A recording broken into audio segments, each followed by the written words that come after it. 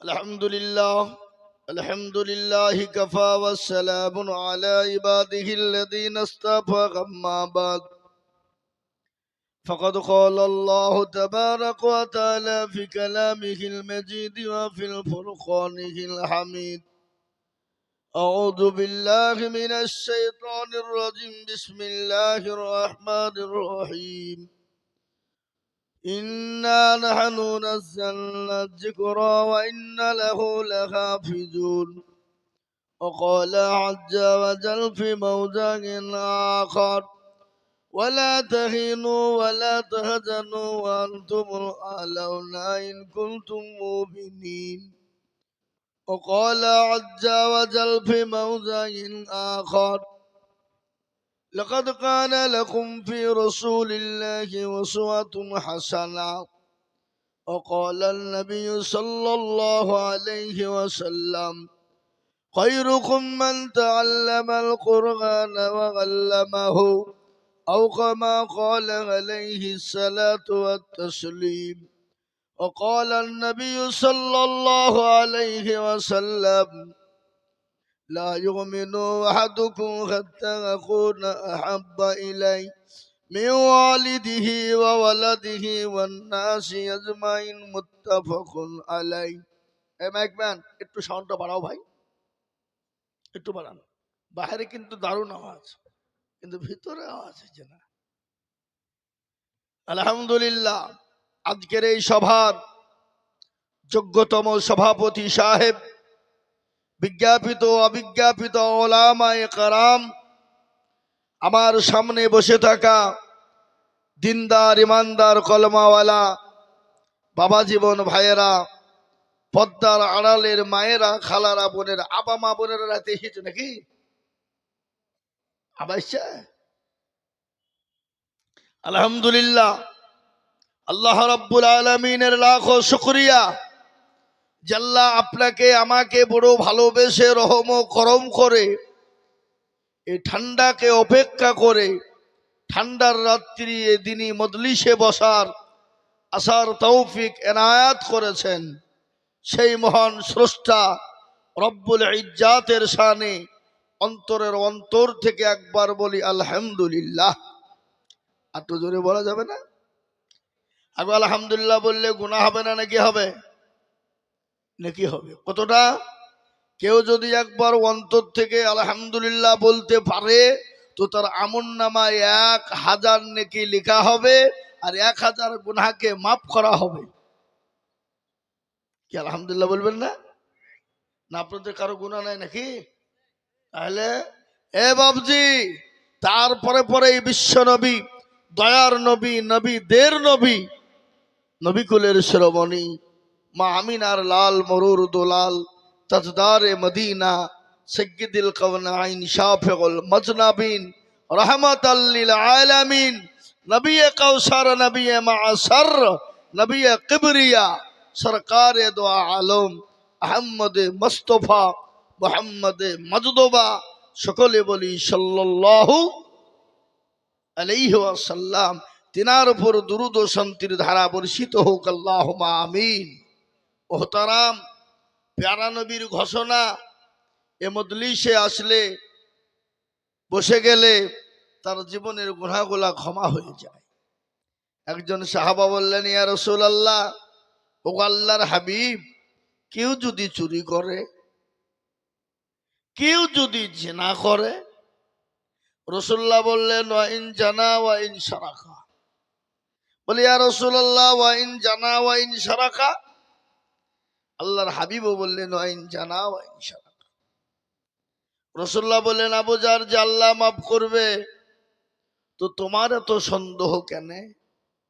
জানো না যে জামানায় দোয়া কবুল হয়েছিল না, মঞ্জুর হয়েছিল না? আল্লাহর নবী মুসার কাছে 3 জন ব্যক্তি গিয়ে বলেছিলেন, ও আল্লাহর হাবিব, আপনি তো রসুল, একটু আল্লাহকে বলেন না দোয়াটা যদি মঞ্জুর হয়ে যায়। বলে হবে, হবে। বলে অমুক দিন অমুক জায়গায় জমা হবে, সেখানে 2 রাকাত নামাজ আল্লাহর দরবারে পড়ে হাত তুলবো। সেটা কি নামাজ? কে বলতে পারবেন? সেটা হলো ইস্তিসকার নামাজ। আগে আপনাদের দেশে পড়ে কিনা জানি না, আমাদের দেশে কিন্তু বাবা বর্ষার সময়তে বর্ষা না হলে, পানি না হলে, রোদের তাপ হলে নামাজটা পড়তো। আপনাদের দিকেও পড়ে নাকি? তো মুসা আলাইহিস সালাম তিনি হলেন ইমাম। 2 রাকাত নামাজ পড়ে আল্লাহর ইলাহি দরবারে হাতটা উঠিয়েছে। যত দোয়া করে তত রোদের টেম্পার বাড়ে। মানুষ মনে মনে করছে আল্লাহ ইয়া কোন বিপদ হইল এটা, এই তো মুসার পাল্লাই পড়ে অকালে জীবন চলে যাবে। কোটির মানুষ, হ্যাঁ, এরা মনে মনে করছে শুক্রবারের দিন জুম্মার দিন নমাজ পড়ি নেই ডাঙ্গারহাট যাব, কিবা কেউ বলে পতিরামে যাব, কেউ বলে বালুঘাট যাব, অনেকে মনে করে না কাজ করতে।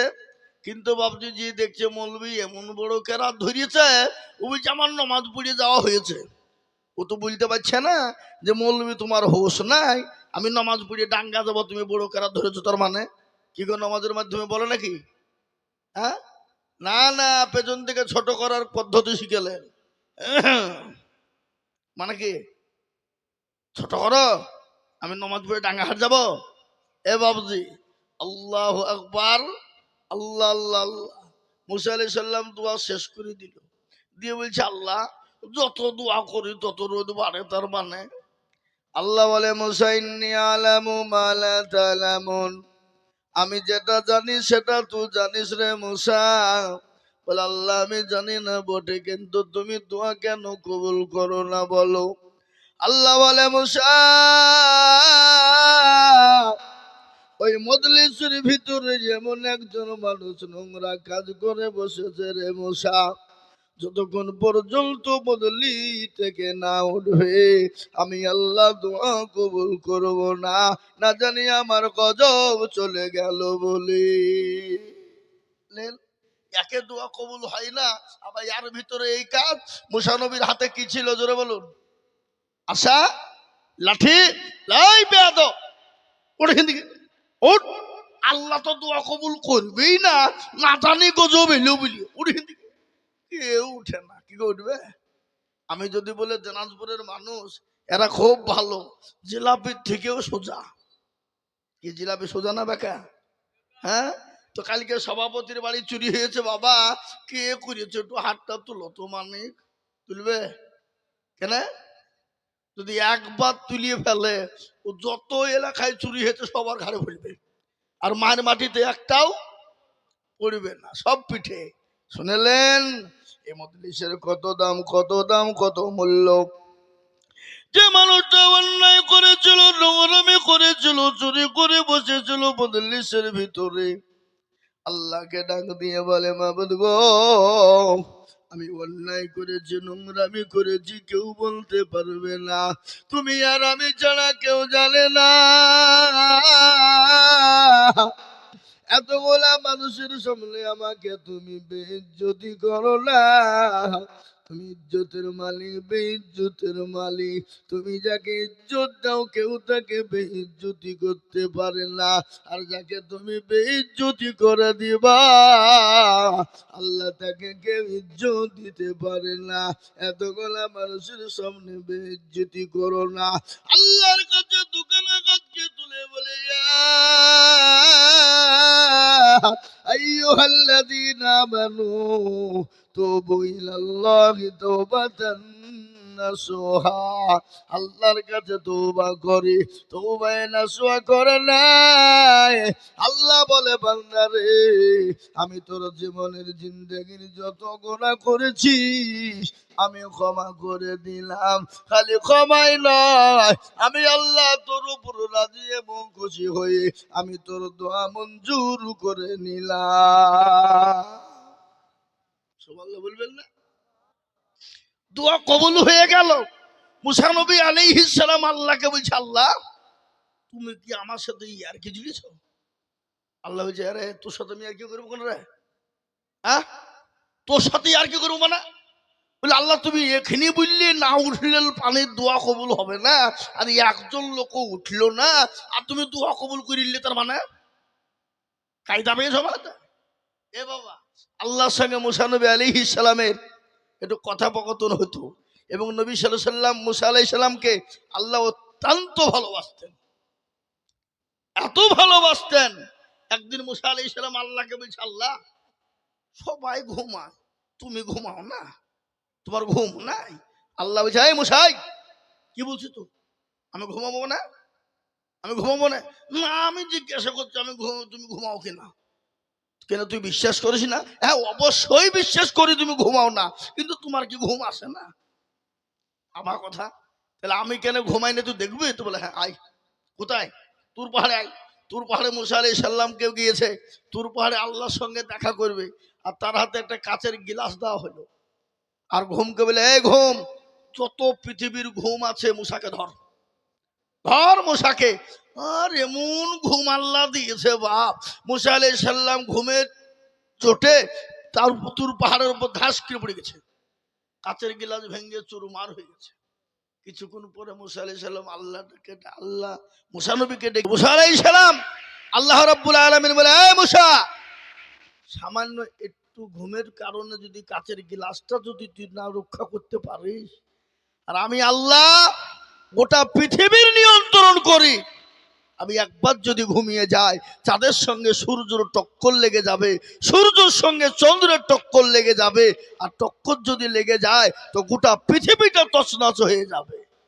মুসা আলাইহিস সালাম বলল, আল্লাহ আমি এতক্ষণ আগে বুঝতে পারবো খোদা তুমি ঘুমাও না তা।